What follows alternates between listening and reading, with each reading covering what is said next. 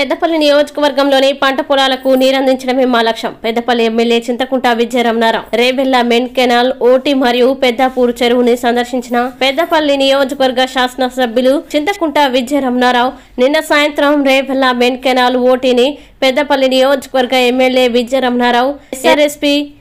మరియు